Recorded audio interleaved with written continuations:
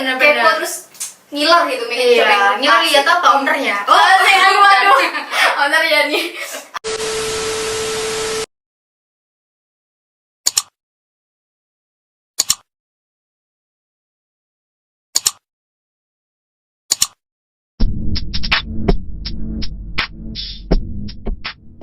Welcome to Entrepreneur Class Podcast. Hello guys. Hari ini kita mau ngapain sih, Sal? Jadi hari ini kita mau ngobrol-ngobrol santai nih. Mau ngobrol sama siapa sih? Kayaknya bakal seru banget deh. Jadi kita mau ngobrol sama seorang entrepreneur yang bakal menginspirasi banget.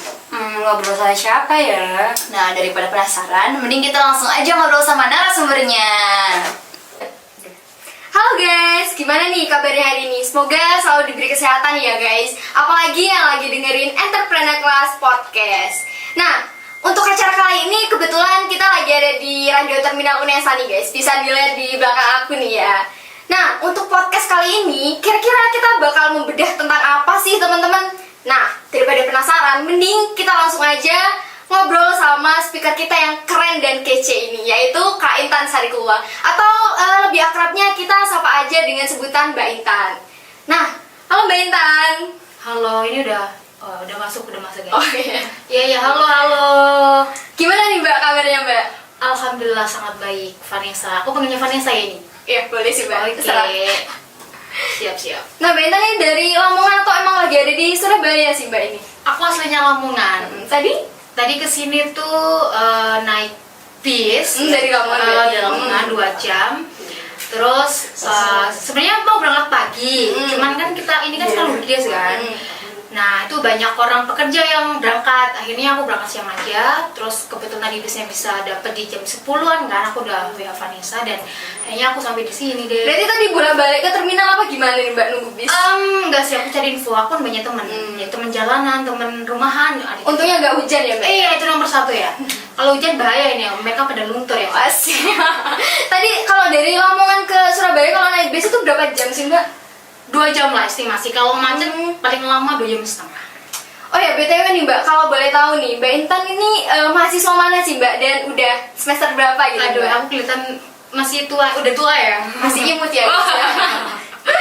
Ya, aku mahasiswa Unesa asli aku masuk tahun 2019 ya. Terus jurusannya kebetulan jurusan manajemen. Pak, jurusan manajemen itu seru sih Mbak? Iya. Itu seru Mbak? Oh gitu Wah, ya. asik. Kalau bisnis prodinya Oh, S1 prodi manajemen ya? Iya Oh, dong. Oke. Kita saudara lah Besti, oke. Saudara nih. Aku semester 7 sekarang. Doain cepat sempro ya teman-teman. Soalnya kenapa teman-temanku udah pada sempro sih sekarang. Nah, kenapa aku belum sempro? Karena kemarin aku ikut exchange dan salah satu sistem di Indonesia itu masih belum bisa. Kalau anak exchange semester 7 ikut sempro, harus semester 8 baru bisa check out sempronya gitu. Kan Mbak Intan ini udah semester 7 ya Mbak ya? Iya benar. Nah, buat agenda Mbak Intan atau kesibukan Mbak Intan akhir-akhir ini ngapain aja sih Mbak? Mungkin bisa di-spill gitu Mbak buat kita. Pacaran nomor 1 ya. Asik, ya Allah, bucin ya. Bucin apa gimana nih? Iya. Enggak. Pacaran nomor sekian. Jadi aku kegiatan sekarang itu kalau dulu memang aku aktif di organisasi kayak Vanessa gitu, Hima. Kebetulan aku satu divisi KWU kan. Cuman aku angkatannya beda 2015. Terus kalau sekarang sih lebih fokus ke ini sih, skripsi sama create portfolio, karena aku tuh pingin sebelum lulus kalau bisa aku udah di hire. Nah, kalau teman-teman sekarang kan memang pingin banget sempur cepet gitu kan, tapi ya ada beberapa yang dia udah create portfolio, tapi ada beberapa yang yaudahlah nanti aja pas waktu udah lulus, udah dunia kerja baru aku create portfolio. Nah, aku nggak mau kayak gitu. Kalau bisa aku sekarang udah start gitu, meskipun sempro aku nanti ya udah nggak apa-apa. Yang penting kan goal seorang mahasiswa kan sebenarnya nggak hanya di sempro sama skripsi kan. Endingnya kan nanti kita kerja di mana dan kita diterima di perusahaan apa. Kalau bisa ya sesuai dengan minat dan bidang kita yang kita tertarikin gitu sih Van. Jadi cuma 2 aja sih. Gitu. Jadi Mbak Intan ini dari mahasiswa Unesa jurusan manajemen ya teman-teman. Iya. Dan Mbak Intan ini juga udah punya usaha nih. Mbak Intan ini owner dari Asit nih teman-teman. Nah mungkin Mbak Intan nih, mungkin pendengar podcast kita pengen kepoin Mbak Intan lebih lanjut lagi atau pengen stalking Mbak Intan lebih jauh lagi gitu Mbak Intan. Mungkin dari mana sih teman-teman bisa kepoin Mbak Intan, atau dari IG atau LinkedIn-nya Mbak Intan gitu Mbak? Oke, aku mungkin disclaimer ya. Aku Vanessa bilangnya owner, aku bukan owner, aku bakulan ya. Iya, bakulan ya. Karena kenapa aku sebenarnya aku emang punya usaha, tapi usahaku memang belum terlalu running up ya. Sekarang masih tahap merintis dan develop. Jadi aku nggak terlalu memposisikan aku sebagai owner lah, karena owner kan ilmunya udah gede ya. Nah, untuk sekarang ini kalau kalian mau kepoin aku, asik ini aku promosi diri ya. Iya, boleh sih mbak. Sekarang Siapa jalan jalan tuh ada yang itu sih mbak, Iya. poin gitu mbak. Jual diri melalui ini ya. Iya ya. Jadi kalau misalkan pengen stalk aku di Instagram ada di intan_sarikula. Bisa cek di sini juga ya guys ya. Di sini terserah lah. Terus kalau di LinkedIn, nah ini teman-teman biasanya bisa mutual atau sharing experience juga boleh. Di namanya Intan Syarikula juga. Nah, kalau di usahaku yang aku di sini yang sekarang akan kita bahas itu kalian bisa lihat di Instagram juga di official accountnya di kerupuk_asid_official. Nah itu nanti di situ banyak banget informasi tentang asid. Tapi mohon maaf ya teman-teman kalau bagi kalian yang stuck sekarang masih close sementara Vanessa. Ya mungkin bisa di save dulu sama teman-teman. Iya. Mungkin bisa langsung check out gitu Iya, mbak. bener-bener. Kepo terus ngiler gitu. Iya, ini lihat apa ownernya? Waduh. Owner ya nih. Nah tadi kan kesibukan Mbak Intan kayak banyak banget ya mbak. Iya, Agenda benar. Mbak Intan juga. Nah, tapi kenapa sih Mbak Intan tuh bisa gitu mbak bikin asid? Emangnya asid itu apa sih mbak? Nah mungkin teman-teman pengen tahu gitu. Emangnya asid ini apa dan kok bisa Mbak Intan tuh bikin asid di tengah-tengah Oke. kesibukan Mbak Intan gitu? Iya, jadi kalau awal mulanya asid Van, apa sih asid itu? Asid adalah kita itu nyebutnya nama produknya itu Albizia samansid. Jadi nama produk yang aku create dari asal muasal dari itu nama ilmiahnya biji termesi. Karena memang bahan baku dari asid ini kan utamanya adalah biji termesi ya. Nah teman-teman tahu biji termesi itu apa? Vanessa tahu biji termesi? Sama kayak yang kecil-kecil yang biasanya kalau di rumah aku tuh biasanya berserakan gitu ya mbak? Iya. Kecil-kecil gitu mbak? Iya kecil, rada panjang kayak apa ya? Kayak pete lah. Kalau kita Iya, iya. nyebutnya. Kalau pete kan hijau ya warnanya. Kalau di termes itu warnanya coklat.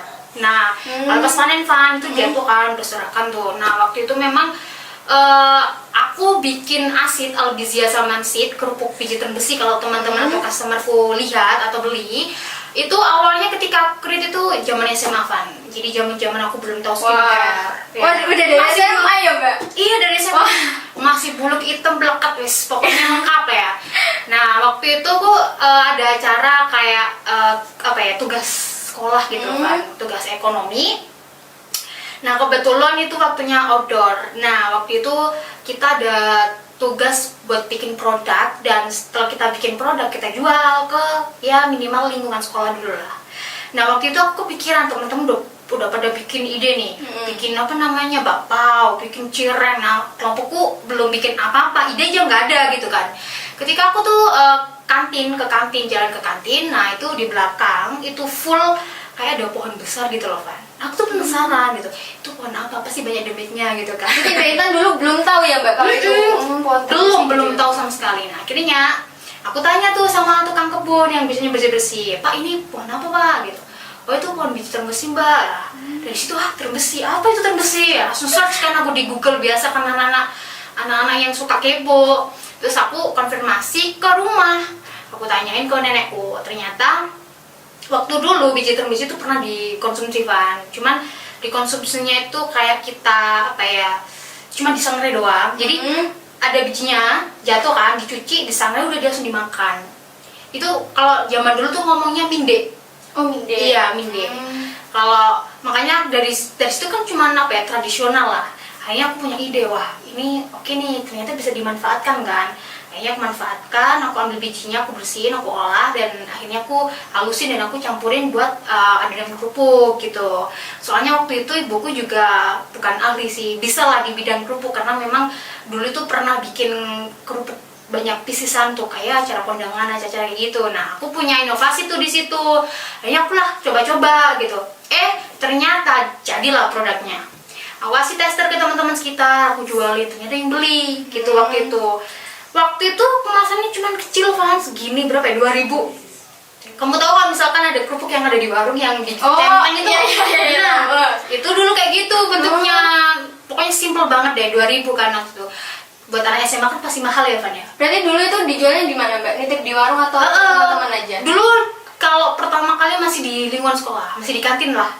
Kita kantin, terus aku tuh riwa-riwi masuk uh, ke kelas, ke ruang guru, jadi aku tuh kayak nyales gitu. Waktu itu iya bener, jadi teman-temanku tuh pada bawa motor ya, kan waktu itu aku juga kos. Aku berangkat ke sekolah tuh naik peda ontel, masih inget banget pedaku Polygon. Terus stang kiri kanan itu aku taruh kantong plastik besar yang isinya tuh kerupuk. Ya Allah. Jadi aku kayak nantang gitu. Depan itu temennya Benan, ini mau sekolah atau mau jalan? Ya, iya. Depan itu buku, belakang tas kan. Kadang kalau buku nggak cukup, aku taruh di apa goncengan yang ada ininya itu loh, ada kawatnya. Nah itu. Nah waktu itu kan duduk ada acara kayak salam-salaman gitu kan setiap pagi gitu. Nah sekalian di situ aku show off promosi gitu. Aku epo-epo kayak bawa kayak kesusahan, kayak kecapean gitu kan. Biar ada yang empati tanya, "Itu bawa apa?" Itu kan jual diri juga ya Bun ya. Akhirnya di situ ternyata ada yang tanya guru-guru, "Oh Intan kamu jualan apa?" "Oh iya saya jualan asid Bu." "Apa itu asid?" Nah di situ saya langsung masuk personal sellingnya kan. "Oke deh nanti kalau istirahat bawa ya 10 ke kantor." Main udah 10.000 dong gitu kan. Habis itu kalau udah langsung tuh aku jualan ke kelas-kelas. Nah itu aku door to door. Itu waktu itu zaman SMA itu aku punya pacar, tapi pacarku nggak malu meskipun aku jadi bakulan gitu kan. Padahal aku masih buluk banget kan. Aku tuh jualan di kelasnya dia gitu. Kadang dia juga beli. Ya kayak ya Allah, kayak FTV banget gitu loh. Dan dia nggak ada rasa malu gitu waktu zaman SMA ya. Kan dengerin ya, asid-asid. Iya gitu. Malah orang tuanya tuh biasanya order kalau ada acara, nanti orderin di Intan ya gitu. Ya lumayan lagi dibantu idaman ya. Nah terus kenapa sih kok bisa bikin asid? Nah waktu itu setelah itu ya aku ikutkan lomba. Nah aku ikutkan lomba waktu itu aku lomba pertama kan bisnis plan. Aku sebelum itu nggak tahu sama sekali bisnis plan karena bidang yang aku tekuni dulu itu waktu SMA itu teater. Kalau nggak teater itu lebih ke speech contest kayak pidato-pidato gitu. Ternyata aku dapat tawaran dari guru ekonomi untuk lomba bisnis plan. Aku nggak tahu apa itu. Berarti itu pertama kali dan hal baru ya Mbak? Iya itu baru pertama kali banget kan. Aku nggak tahu ilmunya kayak gimana dan dapat proposal pun dari kakak kelas yang dia masuk di finalis doang gitu kan. Berarti kan selebihnya aku improv gimana nih biar aku bisa masuk final bahkan juara. Waktu itu di UNER IMAX Business Competition, nggak tahu ya kalau sekarang masih ada atau enggak. Dulu di zamanku ada gitu kan. Aku masukin proposal di situ dan akhirnya rezeki masuk semifinal lah. Wah keren. Iya itu baru perdana kan. Aduh itu grogi itu. Semifinal lanjut ke babak 3 besar. Nah di babak 3 besar akhirnya asid dapat juara 2 pertama kalinya. Keren sih. Iya pertama kalinya itu Hal baru terus produknya juga baru. iya langsung bener. juara 2. Iya benar banget juara 2 kan. Nah habis itu lanjut Van, ada tawaran teman-temanku. Kebetulan ada informasi lomba bisnis plan di UI. Itu 2 kali ya berarti ya. Di UI itu aku ikut, itu masuk dari Jawa Timur itu udah ada berapa? Ada 3 sekolah lah. Online atau offline tuh Mbak? Offline langsung ke sana. Keren ya, aku juga pernah ke UI nih Mbak. Hah? Aku juga pernah ke UI. Oh itu aku kayak desa banget baru ketemu kalian naik pesawat gitu kan. Zaman SMA enak sih ya. Iya takut kalau waktu itu kan. Nah waktu itu di UI masuk semifinal 15 besar, akhirnya kita masuk ke top 7, top 7 kan, kita presentasi di sana. Ya gimana sih wajah-wajah anak SMA dari desa terus ke kota, apalagi kota gede ya, pasti culture shock banget kan. Apalagi di sana itu udah kayak ngomongnya lo gue gitu. Aduh kalau dari sini udah minder duluan kan, terus gayanya juga fashionable banget. Dan kita dari desa pakai apa jas OSIS ya, itu dikasih pin. Terus kerudungnya tuh kudung nggak dilipat gini ya. Paling kayak gimana nih? Bener gitu ya. Terus pakai apa maxi hitam, udah kayak bener-bener Masih ingat banget ya? Iya masih ingat. Dan nggak ada tancap sama sekali. Itu pun mandi pagi. Kita presentasinya tuh siang. Udah kelihatan banget kan kulitnya kayak gimana ya kan. Padahal yang lain udah fresh, rata-rata udah di Chinese kan, putih-putih, kita mah gelap gulita ya kan. Aduh nggak pede lah, nggak apa-apa lah buat experience. Ternyata ya nggak rezeki di situ, masuk ke top 4 juara 4 ya, nggak apa-apa ya. Gak apa-apa, udah keren sih Mbak. Iya. Salah UI gitu Mbak. Iya, cuman ya gimana ya, anak SMA pasti kan kecewa. Akhirnya waktu itu gara-gara kekalahan itu Van, aku balas dendam nih, ikut lomba di Ciputra. Wah, Ciputra. Iya, aku kaget. Ciputra itu kukira swasta tapi yang belum terlalu itulah. Ternyata ketika aku masuk, waduh, cici-cici semua Van. Iya, Tadi di UI udah China, sekarang ketemu cici-cici. Nah, gitu. Terus waktu di Ciputra itu kan memang swasta tapi elit ya. Hmm. Kebetulan ada acara itu, terus kebetulan panitianya juga benar-benar profesional banget ya di situ. Dan kita nggak nyangka loh, Van, rata-rata itu pesertanya itu Chinese semua. Kalau di UI kan sebagian ada orang Jawa, ada orang Chinese. Tapi kalau di Ciputra itu full orang Chinese, Van. Dan dia tuh non agama Islam gitu kan. Dan ya kelihatan banget loh dari fashionnya, oke banget daripada kita dari desa. Aku tuh waktu pengumuman, Van, kirain tuh aku dapet juara, Van. Kan tim tuh aku sama teman-teman. Karena juara 3 itu dari SMA, pokoknya dari Chinese lah, pokoknya aku lupa. Juara 2 juga Chinese. Nah, juara 3 2 ya. Terus juara 1 ini aku nggak dipanggil timku. Wah, aku sarapan nih, Van, pasti. Ternyata ketika dipanggil, SMA 2 Lamongan, teriak, Van, gitu. Juara 1 tuh, Mbak? Iya. Ya Allah. Aku sujud di depan. Orang-orang pada lihat ini orang lain. Padahal udah galau. Padahal udah pupus sih ya. Surprise. Kayaknya nggak dapet deh, kayak juara 3 2 udah disabet, kita nggak mungkin juara 1, ternyata dapet juara di situ. Nah itu sih track record waktu SMA, Van. Nah ketika mahasiswa itu kan memang ya gimana ya, mahasiswa kan pasti butuh uang tambahan juga kan, Van. Akhirnya aku ikutin lomba lagi tuh. Lah perdana banget, Van, itu aku maba kan tahun 2019 masuk. Aku maba dan aku tuh nggak ikut ospek jurusan waktu itu. Nah, aku nggak ikut ospek jurusan, aku izin dong. Kenapa? Satu angkatan pada kaget dong. Karena kan tanya-tanya. iya, kalau ospek biasanya kalau kita nggak ikut kan yang kena kan satu angkatan biasanya. Heboh. Terus waktu itu kebetulan ormawanya masih Pak Acong. Tahu kan Pak Acong? Iya. Iya. Itu Pak Acong itu aku minta izin, Pak, saya nggak bisa ikut karena saya ada lomba. Pak Acong tanya lomba apa? Saya ada final lomba di UGM waktu itu. Itu maba, dapat rezeki langsung final ke UGM, Van. Keren sih. Dan waktu pertama kali dosen pembimbing aku ya Pak Aceng itu. Makanya sampai sekarang gitu. Jadi aku tuh nggak kenal kan dulu itu sama dosen manajemen atau dosen Indonesia itu yang kan maba sih, Van, ya baru kenal. Terus ternyata aku lihat nih Pak Aceng tuh juga backgroundnya dari UGM kan, alumni UGM. Terus Pak Aceng juga enak kalau diajak ngomong, ngobrol, dan akhirnya oke, aku putusin Pak Acong aja nih yang jadi dosen pembimbing aku. Nah waktu itu dia dibimbing sama Pak Acong dan kita berangkat ke UGM dan gak nyangka lagi, Van, dapat juara 1. Ya Allah, keren sih. Lagi nih, iya, guys. padahal kita tuh ada anak UMY, terus ada dari Undip juga, banyak universitas bergengsi juga ada di sana gitu. Kita sendiri yang di Surabaya, Van, UNESA, aduh paling jauh dan paling mungkin Surabaya bukan terlalu elit paling ya pupus lah, kayak nggak mungkin banyak orang yang nggak kayak gitu. Akhirnya kita dapat juara, wah itu kita bersyukur banget, Van, di situ. Akhirnya kita dapat uang kan, dapat uang sebagian aku bagi ke tim dan sebagian aku jadikan masuk ke usaha itu. Makanya Asit modalnya dari mana? Dari itu tadi, dari lomba-lomba aku. Terus ketika aku mahasiswa itu udah selesai beberapa lomba di Univ ya. Kemarin terakhir itu di Purwokerto itu, dan di IAIN Kudus waktu itu sama Danang, anaknya Bu Susi, tahu kan? Tahu. Adik itu 2 ya? Iya. Ya itu sama Danang, dapat juara juga kan, dulu juara 1. Nah, aku memang udah segmentasiin sih, Van. Mahasiswa aku lombanya oke tingkat univ, tapi aku selebihnya pengen nyoba di inkubasi. Nah, inkubasi di sini itu konteksnya tuh kayak kita dinaungin perusahaan, diadain perusahaan atau perusahaan BUMN atau swasta lah gitu. Kebetulan kemarin tuh, kamu tahu KBMI nggak? Kamu ikut pasti jangan-jangan. Pernah dengar sih, Mbak. Nah, Soalnya kalau KBMI itu ada persyaratan bisnis minimal berapa bulan gitu? ya. KBMI atau KMI itu.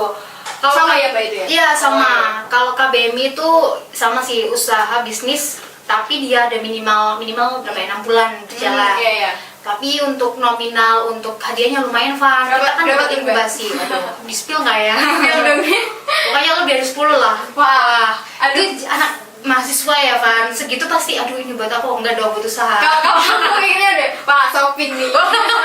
Klik Shopee terus ya. Dari langsung masuk paket-paket terus. Enggak dong, karena ada reportnya, Van. Jadi kita kayak ada laporannya gitu ya? Kayak PMW lah. Kalau PMW itu kan kita lingkup UNESA ya. Kalau KBMI kita udah lingkup, udah seluruh masuk Indonesia gitu. Dan harganya juga lebih gede kan. Kalau PMW ya mungkin under 5 ya kayaknya ya. Kemarin tuh 4.500.000. Oh, kamu dapet? Alhamdulillah. Oh, abis ini next KBMI ya? Amin. Ngikutin jaya sih, guys. Iya gitu, Van. Terus next level aku itu kan masih di dalam instansi pendidikan ya. Aku coba lagi ikut inkubasi yang perusahaan multinasional yang kita udah tahu JNT kan. Tahu dong. Nah, nggak ngerti JNT. Iya, biasanya kirim paket ke sana kan. Iya. Dapatnya juga dari sana. Iya, dari Shopee terus JNT Shopee. ya. Ya waktu itu aku ikutin JNT Van. Aku mandiri waktu itu. Mandiri. Lah waktu itu aku tuh lihat storynya Arif. Siapa tuh yang punya Erigo itu loh? Kayak pernah denger. Nah pokoknya kacamata aku lupa namanya siapa itu. Nanti kita stalking ya. Iya. Itu dia kayak endorse-nya JNT buat JNT Super Seller itu kan. Aku ikut lombanya inkubasinya, ternyata lolos Van 20 besar. Wow. Nah waktu kita lolos 20 besar itu kita dapat kayak pelatihan marketing gitu, masih belum dapat uang kayaknya. Baru yang 10 besar dapat uang 20 juta Van. Ya Allah. Nah, makin itu gede. Iya, itulah teman-teman. Jadi kalau teman-teman interest di bidang perusahaan ya di usaha, coba dulu di perlombaan. Di situ kita tes kemampuan juga. Karena kan kalau kita presentasi ada juri kan, Iya, pasti beri kita masukan. Nah, dari masukan itu bisa kita realisasikan ke misalkan kita punya usaha gitu kan. Bisa dicemplungin di situ. Bisa terus diimprove gitu. Benar. Jadi dari 20 juta itu aku improve kan. Jadi waktu itu aku nggak punya tempat produksi kecil-kecilan. Jadi aku di rumah itu mau ada tanah kosong kan. Aku bikin rumah kecil kayak ya minimal bisa buat packing lah. Waktu itu zaman-zamannya asid lumayan ordernya gitu kan. Nah dari situ ternyata ikutin inkubasi juga oke. Nah makanya itu modalnya aku bikin ke asid itu Van. Kayak gitu sebenarnya. Asal muasal aku bisa punya bakul asid itu sampai modalnya dari perlombaan itu Van. Gitu Gitu ya Mbak. Tadi kan Mbak Intan udah jelasin kayak asid tentang produknya asid nih Mbak. Nah, aku juga pernah dengar nih Mbak tentang modal. Nah, selain produk kan pastinya orang-orang pada bilang tuh modal itu juga penting. Nah, emang iya Mbak modal itu penting? Kalau dari aku penting, sangat penting. Karena kan kita punya, misalkan Vanessa punya usaha misalkan, pasti punya dong. Iya dong punya. OTW. Kan kita butuh aspek kayak operasional, marketing, finance itu kan kita mengakomodasi biaya-biayanya juga kan dari modal kan. Nah makanya aku waktu itu sangat-sangat tidak punya modal, makanya aku gimana caranya untuk bisa dapetin modal meskipun kecil ya nominalnya itu dari lomba, dari inkubasi gitu kan. Cuman ada yang bilang kalau misalkan kita masih belum punya modal ya, itu nggak apa-apa, kita cari kerja dulu. Cari kerja, saving, baru kita bikin usaha. Ada orang yang bilang kayak gitu. Tapi ada orang yang bilang nggak apa-apa, merintis usaha dengan modal kecil-kecilan, nanti develop dengan modal seadanya. Itu kan tergantung pilihan mereka gitu. Waktu itu kan memang aku pikiranku masih di tahap ada tugas lomba dan coba sih aku realisasikan gitu. Ternyata ketika aku realisasikan ada yang minta untuk pingin nyobain asin. Bisa nih gitu. Nah dari situ cobalah aku buka, padahal bukanya nggak terlalu intens gitu Van, cuman ya kalau aku lagi mood buka gitu, kalau enggak ya enggak gitu waktu itu kan. Aduh, menyesuaikan. Iya, tapi waktu itu masih ada yang kayak cariin Intan asiknya ready nggak gitu kan. Dari situ kan oh mungkin ada permintaan yang meskipun nggak besar gitu sih Van. Oke, barusan habis sponsor nih guys ya. Sorry. Ini iklan apa ya Mbak ya? Artis-artis kita lagi habis tancap gitu guys ya. Nah Mbak, tadi menyambung pertanyaan aku yang tadi nih Mbak. Tadi tentang produk udah, modal udah, terus apalagi sih Mbak yang perlu kita persiapkan gitu Mbak. Nah, soalnya ada nih Mbak permasalahan dari temen aku, sebut aja lah si X gitu Mbak. Nah, si X itu udah kayak mau mulai usaha, tapi dia tuh kayak bingung usahanya mau digimanain, terus mau diperluas kayak gimana lagi, dan dia tuh kayak saking semangatnya udah keluar modal banyak banget Mbak. Nah, terus apa ya Mbak, dia tuh bukannya malah untung tapi malah buntung. Nah gimana tuh Mbak ngadepin case-case yang seperti itu biar kita juga terhindar gitu dari masalah seperti itu? Untung dan buntung ya ini jadi. Iya. Ya kalau dari aku sih ini memang aku pernah dengar juga ke Mas Akil, terus ke talkshow yang pernah satu acara dengan Mas Akil ya. Aku tertampar juga sih Van, waktu Mas Akil tuh ada beberapa aspek yang perlu kita perhatikan. Salah satunya riset pasar. Jadi kita harus benar-benar tahu banget riset pasar itu seperti apa Van gitu kan.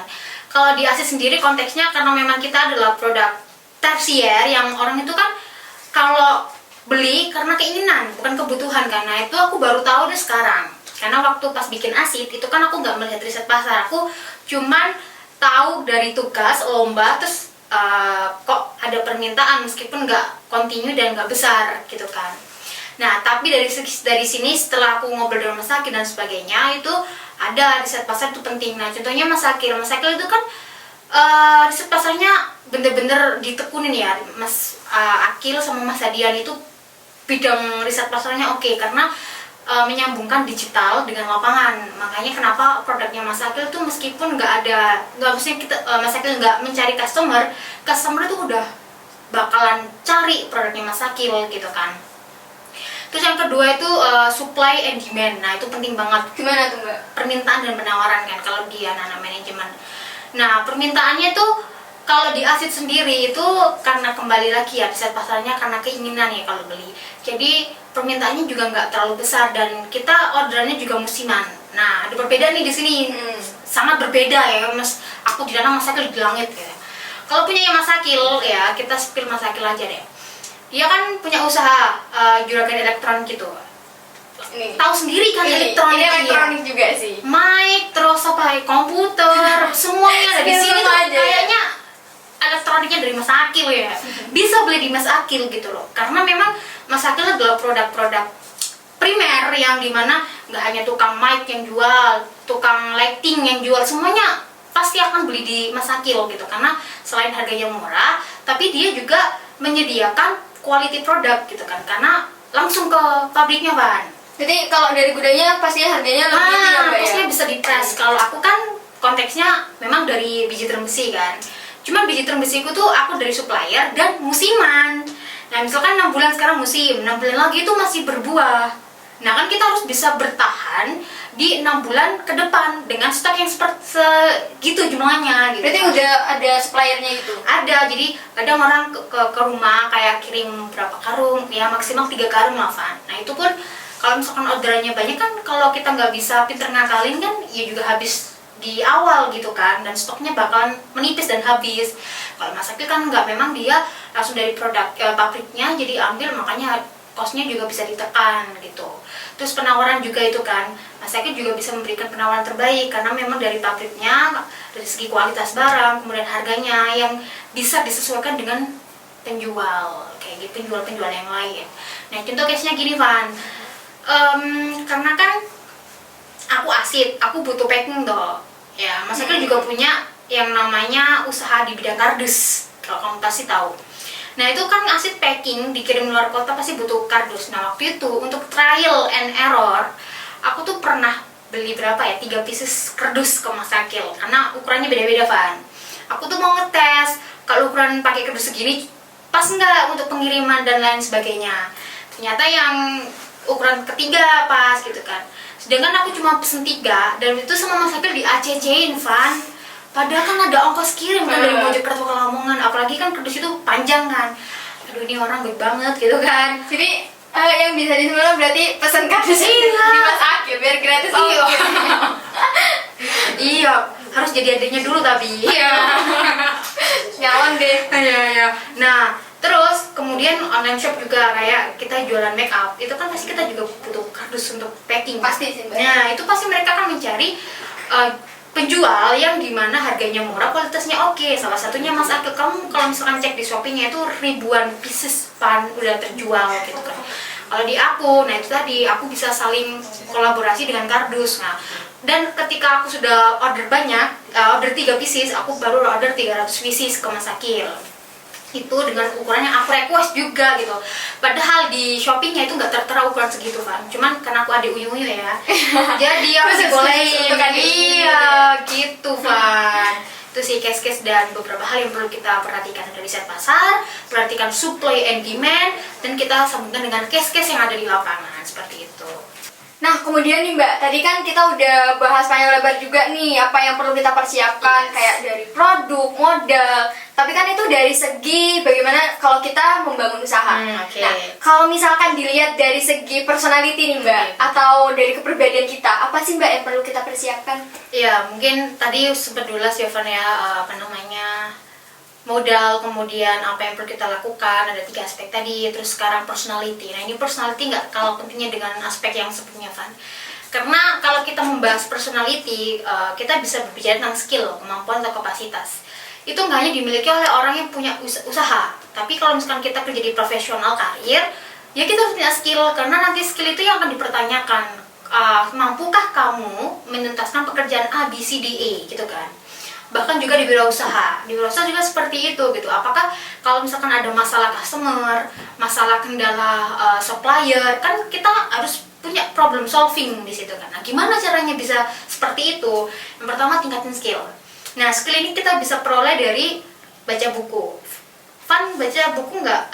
Atau hobi nih? Lebih suka nonton sih mbak. Aduh, baca buku. Iya, gitu ya, sama berarti. Aku juga tipe orang yang nggak suka baca buku, karena kalau lihat buku ngantuk. Padahal depannya udah ada kopi. Bener. Nah, aku lebih suka yang kayak listening, dengerin podcast, dengerin curhatan temen ya. Ya itu ada sendiri fun momennya gitu. Terus kalau nggak gitu, atau ini langsung belajar langsung di lapangan, kayak kita melakukan kegiatan itu langsung aku jadiin pembelajaran gitu kan. Nah, kalau Mas Akil memang dia tuh suka baca buku ya, bukunya banyak banget. Kalau kamu nanti deh, aku ajak main ke rumahnya, Mas, izin ya. Itu bukunya tentang bisnis semua apa gimana sih mbak? Banyak bisnis, banyak. Pokoknya aku yang lihat aja sampai munek-munek gitu kalau orang Jawa bilangnya, karena terlalu banyak baca dan akhirnya impactnya juga kembali lagi ke personality-nya Mas Akil yang problem solving-nya oke, critical thinking-nya juga oke. Nah, aku belajar dari situ juga kan otomatis. Terus kemudian yang kedua itu kita bisa ikut orang Van. Nah, ikut orang bisa dengan cara magang. Nah, kamu kapan Van magang? Semester berapa? Semester 5 sih mbak kayaknya. Oke, semester 5 kan. Penting gak sih mbak? Waduh, penting banget Van, karena kita kan ikut orang tuh, kita bisa belajar banyak hal di situ, bisa explore. Misal kita nggak bisa bidang A, kita magang di tempat yang kita sesuaikan kan. Dari situ kita dapat ilmu lagi kan, yang langsung praktek, nggak hanya teori, pengertian apa-apa gitu kan. Kita sinkronkan Van dengan itu. Terus kalau misalkan di aku ini kan aku memang selain di dunia usaha, tapi kan aku juga berusaha untuk improve di komunikasi, karena komunikasi juga penting ya kan. Kalau orang punya usaha, kita gimana cara kita menjalin hubungan dengan customer ya kan, stakeholder, supplier. Kalau misalkan kita mau butuh dana, kita harus pitching kan ke investor ya, atau ke juri-juri kan untuk dapat modal. Nah, aku cara ningkatin komunikasi yang skill itu, aku juga ikut magang juga. Nah, itu korelasinya. Aku ikut magang di PR, di public relation. Nah, waktu itu aku juga sedikit tahu tentang dunia communication seperti apa. Nah, setelah kita udah punya personality yang skill, kemudian kita juga harus punya adaptasi yang bagus Van. Karena dengan adaptasi yang bagus, kita bisa stay cool. Stay cool. Gimana tuh stay cool? Stay condition lah. Dari semua goncangan dunia, kita masih waras dan kita punya base pemikiran yang oke lah, pemikiran mindset yang grow up lah gitu, grow mindset gitu kan. Terus kemudian time management juga bagus. Kapan kita belajar, kapan kita waktunya bereksplorasi, kapan waktunya kita bersantai. Jadi 3 aspek itu bisa kita handle secara nggak langsung. Kemudian yang terakhir mungkin ini mindset, kembali lagi ya ke mindset. Jadi kita harus punya kerangka berpikir yang matang Van. Kalau misalkan kerangka berpikir kita matang, apapun yang kita lakukan pasti akan membawakan hasil yang maksimal kayak gitu Van. Ngomongin soal public speaking juga nih yang Mbak Intan bahas tadi nih Mbak. Pastinya kayak Mbak Intan ikut kegiatan-kegiatan atau organisasi-organisasi kan pastinya buat ningkatin itu semua. Nah, apa sih Mbak kegiatan atau organisasi yang Mbak Intan ikutin? Terus gimana sih cara Mbak Intan bagi waktu antara kuliah, terus juga udah mulai skripsian, terus juga bisnis. Gimana tuh Mbak? Mungkin bisa bermanfaat buat kita semua juga. Kalau organisasi komunikasi sebenarnya aku nggak ada Van. Karena aku nggak tahu, baru tahu sekarang kalau ada radio Terminal Nesa. Ya sudah, aku bisa ngomong sini ya. Oh, sensor ya. Sorry oleh gitu. Terus aku juga nggak tahu kayak organisasi multimedia atau sejenisnya lah. Jadi aku otodidak, aku tuh belajar dari diri sendiri, dari yang aku punya, resource yang aku punya. Karena memang aku zaman dulu SMP Van itu sangat introvert. Aku juga mau ngomong dan aku jarang suka ngomong. Kalau gini dong Mbak. Iya, kalau nggak disenggol, tan. Aku baru ngomong. Kalau kayak aku diem aja ya apa gitu aja wes. Ya itu makanya kata orang tuh waktu yang nggak kenal aku tuh wajahnya judes. Padahal kan aku cuek, pria. Ya kan. Nah terus aku improve kan, aku coba otodidak, belajar terus, dan akhirnya aku menemukan pekerjaan yang aku cintai, apa di bidang komunikasi juga kan. Salah satu ini Master of Ceremonies. Waktu itu aku ngisi MC-nya tuh di acara-acara kecil di jurusan Van. Aku Waktu itu masih dikasih nasi kotak atau roti satu sama aqua gelas gitu kan. Tapi aku terima, nggak pernah nolak Van, karena dari situ aku tuh belajar, oh kalau kita jadi MC formal seperti ini, informal seperti ini, atau semi formal seperti ini. Jadi aku tahu segmennya seperti apa kalau di public speaking. Kemudian naik kelas lagi aku ke fakultas-fakultas. Nah itu pernah dipanggil temanku fakultas ABC gitu.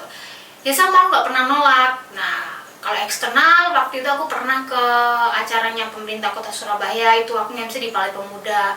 Itu aku di-calling sama temanku juga.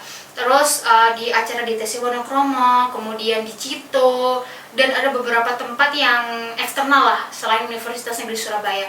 Tapi aku berusaha, berharap sih semoga nanti aku dapat job desk di Gerha Unesa. Amin. Pak, jangan telepon, jangan lupa telepon ya. Tapi kelihatan sih Mbak, dari kegiatan-kegiatan itu bisa ningkatin kemampuan public speaking dari Mbak Intan gitu. Kelihatan aja gitu. Masa?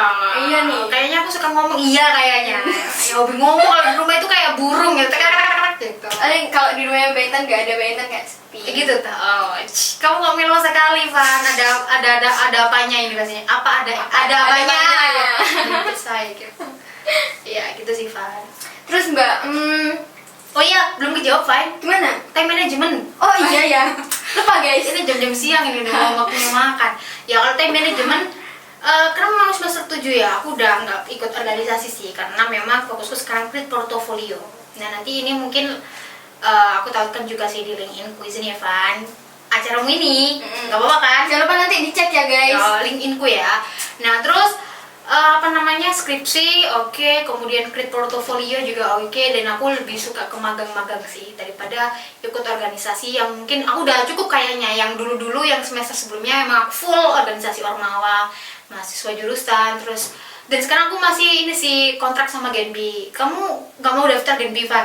Pengen sih Mbak, tapi bingung caranya, tapi nanti kontak-kontak aja. Boleh lah ya. Sekarang aku masih di Genbi juga, jadi ya beberapa itu aja sih yang kesibukan dan agendaku semester 7 ini, mau ke 8 sih.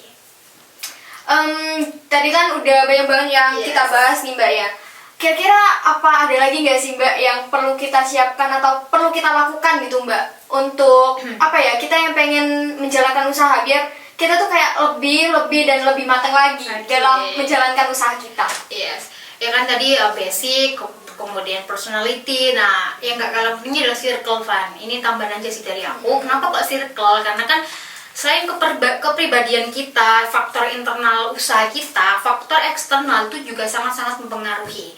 Contoh, dan aku sangat bersyukur sih karena aku sekarang diberikan kesempatan bertemu dengan orang-orang hebat dan bisa berteman langsung gitu kan. Nah, aku bisa belajar dari mereka gitu secara nggak langsung kan, Pan. Contohnya kayak Mas Akil tadi ya. Mas Akil tuh punya usaha juragan elektronik di Shopee itu kan. Omsetnya, income-nya udah ratusan juta. Kemudian punya usaha kardus juga packing kan. Terus Mas Hadian, beliau pemilik tanda hijau yang digital printing yang kalau closing juga udah gede dan hampir income-nya juga ratusan, bahkan puluhan bahkan ratusan juta gitu kan. Nah, itu bisa saling kolaborasi. Kemudian Mbak Dinda, tahu kan Mbak Dinda? Tahu dong. Soalnya kita cek sebelah. Iya. Nah, Mbak Dinda itu kan digital marketingnya Ciputra, kan? Kamu pasti tahu Ciputra itu apa gitu kan? Keren. Nah, multinasional. Siapa sih nggak tahu Ciputra ya kan? Apa aja pengen Di itu nggak sih Mbak kerjanya di mana? Di pusatnya ya? Iya, di Jakarta gitu kan. Karena ada Ciputra yang cabangnya Mbak. Mbak Dinda itu di pusatnya. Nah, pegang digital marketing. Padahal ilmu seperti itu kan sangat-sangat dibutuhkan di dunia sekarang. Terus kita kalau misalkan mau belajar leadership, kita bisa belajar ke Mas Fuad. Mas Fuad kan Kahima dulu ya. Iya. Ya, kita bisa belajar. Kan soalnya di berusaha kan juga perlu kepemimpinan juga toh. Ya perlu lah Mbak, pasti itu Mbak. Gitu kan. Nah, kemudian ada juga Mas Pandi yang barbershop itu. Gimana cara kita untuk create usaha di bidang misalkan potong rambut atau mungkin kita potong rambut gratis. Boleh dong. Nah, gitu kan. Kalau di Mas Akil kita bisa kolaborasi ya. Tadi ilmu, terus sempat di ASID itu kan kardus ya kan. Kolaborasi lah soal packaging. Terus kalau di Mas Adian kemarin tugasku ergonomi itu aku juga survei ke lokasinya usahanya Mas Adian gitu. Nah kan yang percetakan terbesar di Iya, percetakan. Nah, itu ada di YouTube tugas aku, nanti bisa dicek ya guys. Ergonomi, klik gitu aja. Ya, terus Mbak Dinda. Nah, kalau di dunia usaha kan pasti kita butuh pemasaran. Kalau kamu punya usaha kan pasti dong pemasaran nomor pertama kan.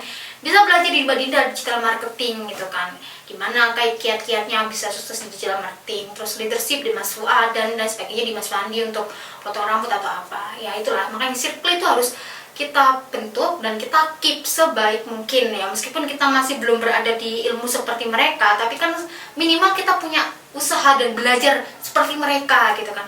Apa yang bisa kita dapat ya kita ambil gitu loh.